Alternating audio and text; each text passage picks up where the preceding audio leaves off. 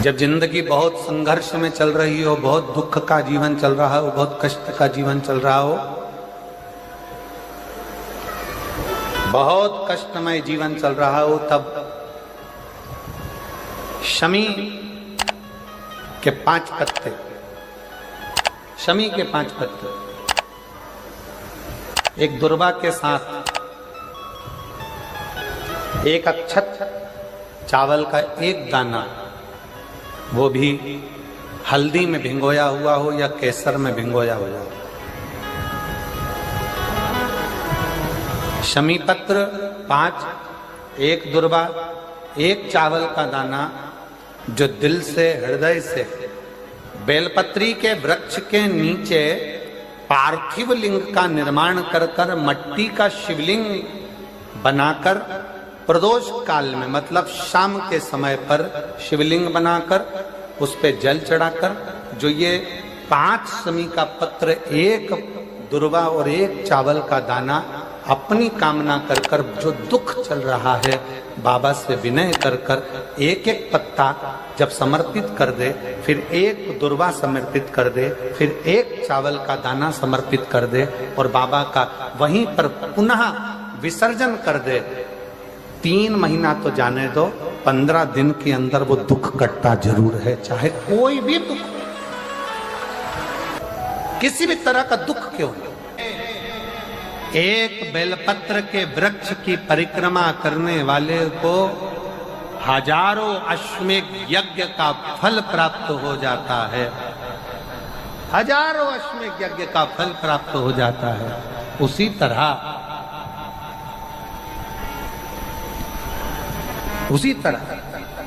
एक पार्थिव लिंग का निर्माण करने वाले को, मिट्टी का शिवलिंग का निर्माण कर कर पूजन करने वालों को 12 ज्योतिर्लिंग के शिवलिंग के दर्शन का पुण्य फल प्राप्त। बहुत ध्यान लगाकर सुनिएगा। एक बेलपत्री और उस बेलपत्री में एक चंदन की बिंदी और एक अक्षत का दाना मात्र रखकर भी अगर शिवालय पर चढ़ा दी जाती है, एक बेलपत्री, एक चंदन का बिंदी, और चंदन फिर निवेदन करेंगे आज के जमाने में तुम लोग सब घिसा घिसाया, पड़ा पड़ाया, डब्बी का सामान ले लेकर, वो नहीं, चंदन की मुठिया रखो, थोड़ा सा भी घिसो, जरा सा भी घिसो, उसकी एक बिंदी और एक चावल का दाना, जब हम भगवान देवादिदेव महादेव को समर्पित करते हैं, अपनी कामना कर कर समर्पित करते हैं, तो निश्चितता है, पुराण की कथा कहती है, शंकर भगवान उसका फल शीघ्र प्रदान कर देते हैं। भले आपने कुछ करा ना करा, उसका फल तुम्हें मिल जाता है। में जाना, लोटा भरकर जल समर्पित करना, और कभी तुम्हारे जीवन में अगर तुमको लग रहा है कि मैं दुखों से पीछा छूट ही नहीं रहा, तब उस जगह पर बेलपत्री के मध्य भाग में पीला चंदन, ये जो पत्ती है और ये 2 पत्ती हैं, ये बड़ी पत्ती और ये बीच की जो 2 पत्ती हैं, इसके बीच में जो डंडी का भाग रहता है, जो बीच में डंडी का जो भाग है, बड़ी पत्ती और ये 2 छोटी पत्ती के मध्य में जो डंडी का भाग है, उस डंडी के भाग में पीला चंदन और एक अक्षत पीला, शंकर भगवान को आप अगर प्रदोष काल में समर्पित कर रहे हैं, तो ये निश्चित है कि धीरे धीरे कर कर वो दुख समाप्त होगा, वो दुख कटेगा ही। प्रगट वर्णन किया गया शंकर भगवान की आराधना में, शिव की आराधना में, जब तुम्हें लगता है कि तुम्हारा व्यापार नहीं चल रहा, कोई तुम्हें धोखा दे रहा है, लक्ष्मी नहीं आ रही, बहुत चिंता में पड़े हुए हो, बहुत टेंशन में जिंदगी चल रही है, बहुत बीमारियां तुमको घेर ली है और चारों तरफ अंधेरा ही अंधेरा नजर आ रहा है, तुमने विचार करा अब मैं तो मर जाऊं तो अच्छा, मैं सुसाइड कर लूं तो अच्छा, मैं मर जाऊं तो अच्छा, तो मरने से पहले एक काम कर कर देखना, शंकर भगवान की आराधना कर कर देखना, शिव पर एक लोटा जल चढ़ा कर देखना, और ज्यादा चिंता, ज्यादा टेंशन हो तो बेलपत्री के जड़ को घिसकर उसका चंदन बनाकर शंकर को लेपन कर कर उसकी भी आराधना कर कर देखना कि बेल चंदन का फल क्या। बेलपत्र, एक बेल, ये कोई साधारण नहीं,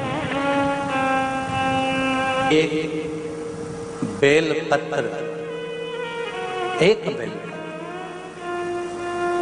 ये कोई साधारण नहीं, एक बेल। इसकी नीचे की डंडी से लेकर ये दो पत्तियां जहां लगी हैं और दो पत्ती से लेकर ये बीच की जो पत्ती है उसमें जो गैप है, उसमें जो जगह है, दिख रही है आपको? ये दो पत्ती से लेकर बीच की पत्ती के बीच में जो जगह खाली रहती है, 33 कोटि देवी देवताओं विराजमान रहते हैं इस बीच की जगह में। जब शिव जी को चढ़ाया जाता है तब इस पत्ती के बीच की जगह शंकर के शिवलिंग पर रखा जाता है, तो शिव जी इतने प्रसन्न होते हैं कि मेरी स्तुति करने के लिए ये भक्त 33 कोटि देवताओं को लेकर आया है, मेरी स्तुति करने के लिए। लोग चावल लाए, लोग अंबारियां लाए, धन लाए, दौलत लाए, संपदा लाए, पर एक शंकर का भक्त ऐसा होता है जो एक बेलपत्री के रूप में 33 कोटि देवताओं को, 64 योगिनियों को, आदि शक्तियों को शंकर को समर्पित करता है। कितना सुंदर संवाद है, कितना सुंदर बात कही कि भूल से भी किसी तीर्थ में नहीं गए, कहीं हमने गौदान नहीं करा, कहीं हम किसी तीर्थ में नहीं गए, हमने कहीं गौदान नहीं करा, हमने कहीं ब्राह्मण भोजन नहीं कराया, हम कहीं गंगा यमुना कावेरी सरस्वती नर्मदा छिपरा पुण्यवान नदी में हम स्नान नहीं कर पाए। शिव महापुराण की कथा कहती है भूलवश भी अगर पिपलेश्वर या बटकेश्वर किसी शिवालय पर भूल से भी अगर एक लोटा जल चढ़ जाता है तो देव अधिदेव महादेव सारे तीर्थों का फल अपने आप प्रदान कर देते हैं। भूल से भी चढ़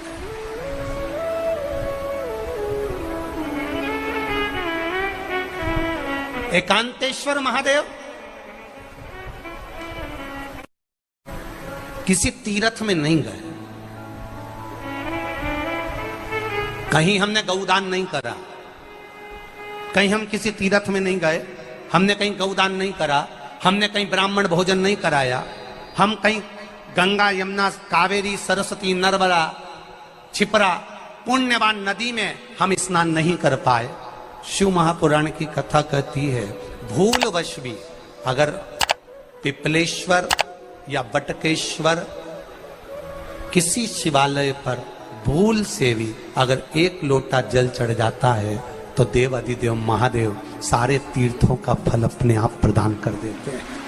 भूल से भी चढ़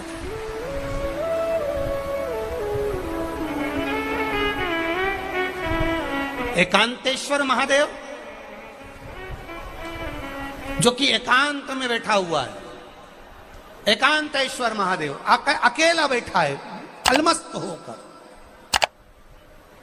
आप जा रहे हो गाड़ी लेकर, आप 4 व्हीलर गाड़ी में जा रहे हो, ट्रैक्टर में जा रहे हो, ट्राली में बैठकर जा रहे हो, क्रूजर में बैठकर जा रहे हो, 2 व्हीलर गाड़ी में बैठकर जा रहे हो और एकांतेश्वर महादेव का मंदिर दिख गया, कोई एकांत में, भले उसका नाम नहीं मालूम तुमको कि कौन सा महादेव, पर अकेला बैठा है जंगल में, वृक्ष की छांव में, एक ओटले पर, कोई दीवार नहीं, कोई जाली नहीं, कोई गेट नहीं, कुछ भी नहीं। शिव मंदिर में जाकर एक लोटा जल समर्पित करती थी और शास्त्र कहता है कि शंकर के मंदिर में अगर एक लोटा जल कोई एक परिवार का व्यक्ति भी समर्पित कर रहा है तो समझ लेना कि वो अपनी 71 पीढ़ी को पार लगा रहा है। वो अकेला नहीं, 71 पीढ़ी को पार लगा रहा है। शिव महापुराण की कथा कहती है जब बच्चा गर्भ में आता है, माता के गर्भ में जब संतान आती है और माता के गर्भ में जब संतान रहती है, उस 9 महीने में स्त्री नारी अगर कहीं शंकर के मंदिर के सामने से निकल जाए या शिवालय का जल स्त्री को मिला हो या शंकर भगवान का कोई प्रसाद या शंकर भगवान का कोई नाम जाप या शंकर भगवान का कोई मंत्र जाप उस स्त्री के कानों में पहुंच जाए तो जो गर्भ में बच्चा होता है वो बच्चा शंकर की कथा तक या शिवालय तक उसको बिना बोले ही वो अपने आप चला ही जाता है, पहुंच ही जाता है। उस गर्भ में रहने वाले बच्चे को भगवान शंकर के मंदिर के सामने से भी कोई गर्भवती स्त्री निकल कर चली जाती है तो उसका भी फल उसको प्राप्त हो जाता है। उसका भी फल उसको प्राप्त हो जाता है। और वो फल साधारण नहीं होता। क्यों? बेलपत्री को जब भी चढ़ाया जाता है तो पीछे की डंडी पकड़कर नहीं चढ़ाया जाता। बेलपत्री को चढ़ाने के लिए मध्य भाग को, जैसे यह बेलपत्र होता है तो इसका मध्य की जो डंडी होती है, मध्य भाग होता है बेलपत्री का, तब मध्य भाग को पकड़कर हम भगवान शंकर को बेलपत्र समर्पित करते हैं। कोई भी बेलपत्र ऐसे नहीं चढ़ाता कि डंडी पकड़ के चढ़ा दिया, फिर पीछे की डंडी पकड़ के चढ़ा दिया, फिर पीछे की डंडी पकड़ के चढ़ा दिया, फिर डंडी पकड़ा, फिर चढ़ा दिया ना। मेरे देवादिदेव महादेव को जब भी बेलपत्र चढ़ाया जाता है तो मध्य भाग, पीछे की डंडी पकड़कर नहीं, मध्य भाग से भगवान शंकर को बेलपत्र समर्पित किया जाता है। मध्य भाग से जब भी पकड़ेंगे तो मध्य भाग को पकड़कर बेलपत्र समर्पित करेंगे। क्यों?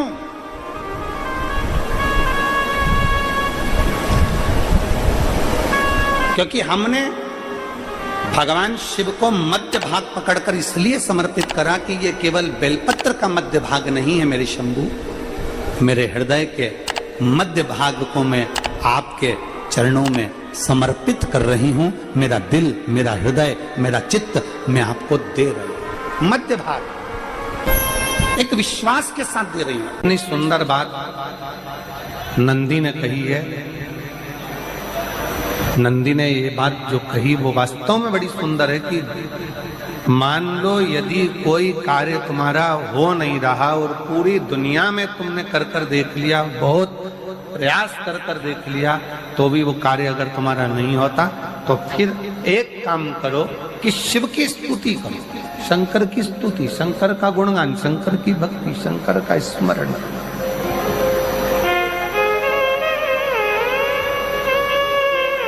फिर शिव की स्तुति करिए, शंकर से विनय करिए, शंकर से निवेदन करिए, शंकर का गुणगान करिए।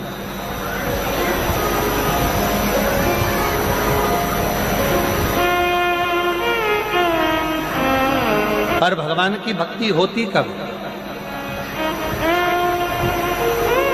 जितने आस्था चैनल पर कथा सुन रहे हैं, जितने फेसबुक यूट्यूब पर कथा सुन रहे हैं, जितने पंडाल में बैठकर शिव भक्त कथा को रसपान कर रहे हैं, उनसे निवेदन करूंगा कि शंकर की भक्ति होती कब है, शंकर का स्मरण कब होता है, शंकर की भक्ति कब होती है, शंकर की कथा सुनने में मन कब लग सकता है, जब अपने भीतर की अभिमत्ता, अपने भीतर का अहम, अपने भीतर का अहंकार, अपने भीतर की आसक्ति, अपने भीतर का काम, अपने भीतर की तृष्णा जब दूर हो जाए तो समझो कि आप शिव में मन लगा बैठे। कितने सारे लोग बैठे हैं यहाँ पर कथा में, सब पंडालों के अंदर लोग शिव भक्त बैठे हुए हैं। कई लोग ऐसे भी होंगे जिनका आकर बैठ तो गए पर दिल नहीं लगता। दो जल व्यक्ति के जीवन को बदलते। कितने जल? जम के बोलो जरा। दो जल। एक देवादिदेव महादेव के लिए भरा गया एक लोटा जल और दूसरा है स्वयं के लिए भरा गया एक लोटा जल। यहाँ पर अगर बुजुर्ग मेरी माताएं बैठी होंगी, मेरी जीजियां बैठी हैं, मेरे जीजा बैठे हैं, बुजुर्ग जितनी माताएं बैठी हैं, वो पुराने समय का अगर लेख उठाकर देखेंगे तो पुराने समय के लोग भोजन करने बैठते थे ना, तो भोजन करने से पहले अपने पानी के लोटे को भरकर, अपना गिलास भरकर बैठते थे। किसी ने देखा है कि नहीं देखा? जम के बोलो जरा, देखा है आप लोगों ने? पुराने समय के लोग जब भोजन करने बैठते थे, पुराने समय के लोग जब भोजन करने बैठते थे तो अपना पानी का गिलास, अपना पानी का लोटा पहले भरकर आसन लग जाता था। बहू आसन लगा देती थी, बहू खाना बना देती थी, घर की पत्नी खाना बना देती थी, भोजन बना देती थी, घर के लोग भोजन दे देते थे। थाली कोई भी लगा कर ला कर दे, थाली कोई सजा कर ला कर दे, पर घर का जो व्यक्ति खाना खाने बैठता था, भोजन करने बैठता था, वो अपना पानी स्वयं भर कर बैठता।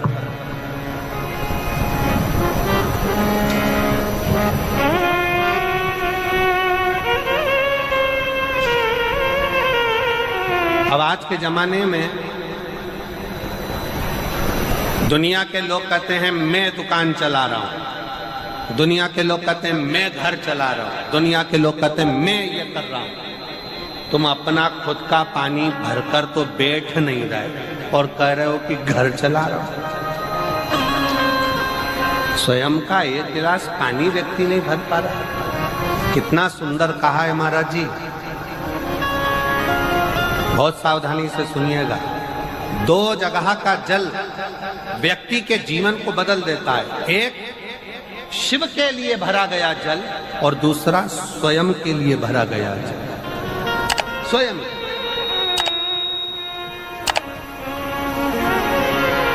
शंकर के मंदिर में जा रहे हो, एक लोटा जल अपने घर से भरकर लेकर चले जाओ और अपने घर में जब तुम भोजन करने बैठ रहे हो, जब तुम रोटी खाने बैठ रहे हो, भोजन करने बैठ रहे हो, भोजन ग्रहण करने बैठ रहे हो, जब तुम भोजन को ग्रहण करने के लिए बैठ रहे हो, तब अपने घर में जब तुम भोजन ग्रहण करने बैठ रहे हो तो एक लोटा जल या एक गिलास पानी भरकर बैठो।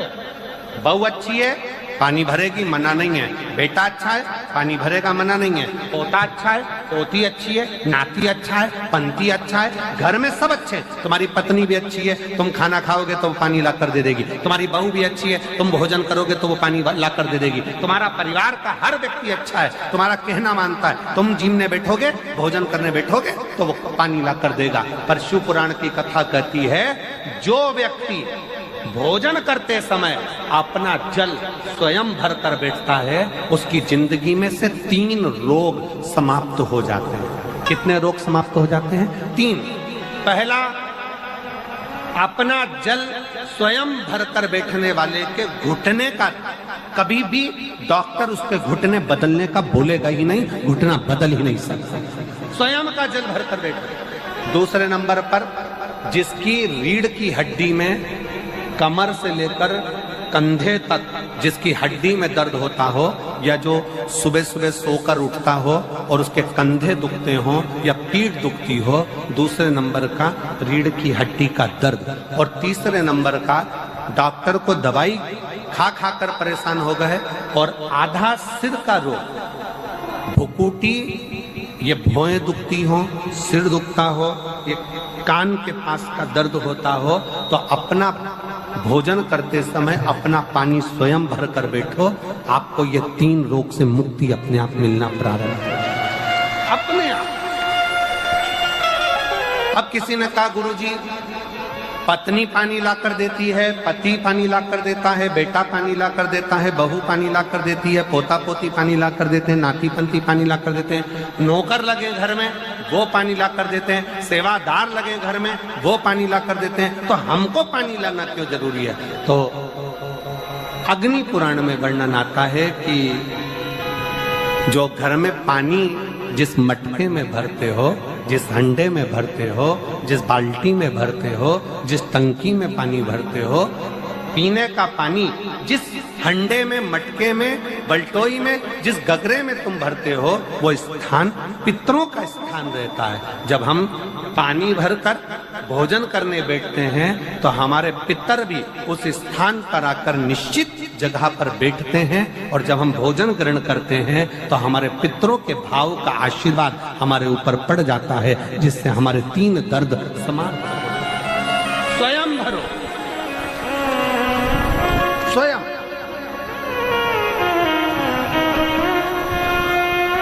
अब आज का जमाना इतना विचित्र है कि नौकर चाकर, परिवार, घर इतना बड़ा हो गया। आज के जमाने में कोई सोफे पे से उठना पसंद नहीं करता, वहीं से आवाज लगा देते हैं, ला मेरा भोजन लगा दे, रोटी लाओ। रोटी आई तो मालूम पड़ा पानी ला कर रखा बहू ने। वो बहू